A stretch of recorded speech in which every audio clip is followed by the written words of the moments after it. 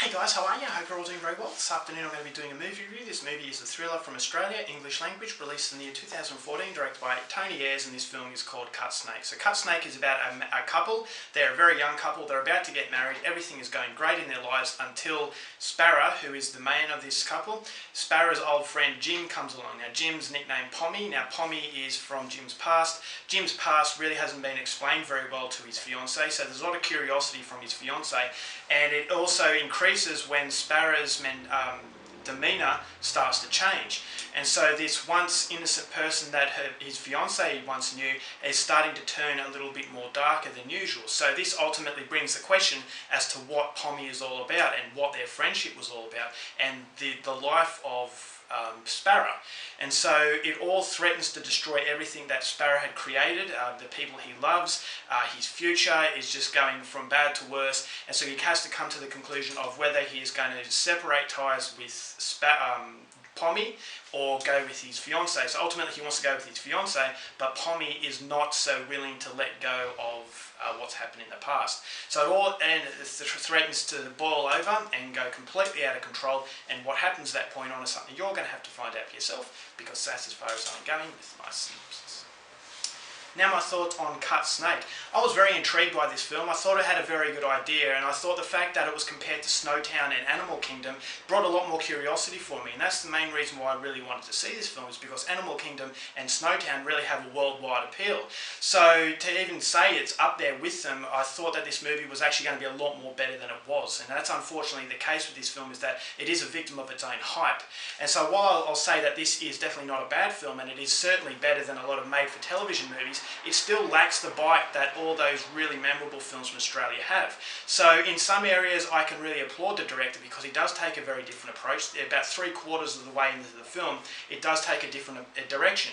And I thought that direction was very daring. A lot of people might not like this direction, but I still thought it showed a director with balls, and that's everything that we need in Australia. Directors that are willing to turn the envelope, basically take the rug from under us and disorientate us. And I thought that this movie did have shocking sort of elements to it, but it's elements that are very relevant to today's society. So it wasn't done just to shock you, it was actually done to make you really aware of what can happen and what does happen in today's world. So there are elements of this film that do elevate it from being a made-for-television movie, and the movie does go on the brink of getting sucked back into the made-for-television style of film, but overall I thought that this was a fairly enjoyable ride. Although it's not as good as I wanted it to be, it was still fairly enjoyable because there were moments that were very good. There was a very dark atmosphere that the film had. It actually felt like it was authentic 1970s, which is where the film is set. I thought the acting from Pommie was absolutely phenomenal. This was a great character, so much absorbing material in what he had. Yeah, he's a very psychotic character, but on the other hand, he's got a very deep and meaningful side to him, so he's a character with a lot of dimensions, and you want to know what he's all about. And I thought the mysterious quality that the film had, it helps make you keep into what's happening. It makes you actually keep your interest, and you want to know what's in this past. But unfortunately, I thought the payoff to what's in the past really wasn't as good as it could have been, and so it's going to disappoint a few people. And as a result of that, after you finish watching this film, you're probably going to forget it in a few days' time, because it lacks the bite that it really needs to appeal to a broader audience. So die-hard fans of Australian cinema might get something out of this, but if you're not a fan, or you're not familiar with Australian cinema, there are films out there that are a lot better than this one. So the acting from Pommie was great, but the acting from the supporting cast and the main character of Sparra is where the film kind of lets itself down. Now, I don't know if it was a case of bad acting or just bad script and bad characters, but there was just no interest in them. As Sparra was the main character, he was this guy who was torn between his past and his present and his future, but you don't really absorb yourself, you don't really relate to him, you don't really go on the ride with him, and so you don't really care what happens to this guy, because he plays the same emotion from start to finish, and when he's trying to play a deeper emotion, it feels like he's overacting. So you never really get the sense that he is authentically acting out his character. You always feel that he's reading from a script, and so there's not as much believability in Sparra as there is in Pommie. And Pommie, it is a contrasting difference. You've got a great character and a mediocre character, and when the movie really relies on the friendship of these characters, because there's one really good, one mediocre, you feel that it's missing something. And that's unfortunately the case with a lot of aspects in this film. It felt like, you know, when you see a lion, and if you saw a lion, it would come up to you, and it was, you know, it had all the attributes of a very aggressive and beautiful lion, but it didn't have a roar.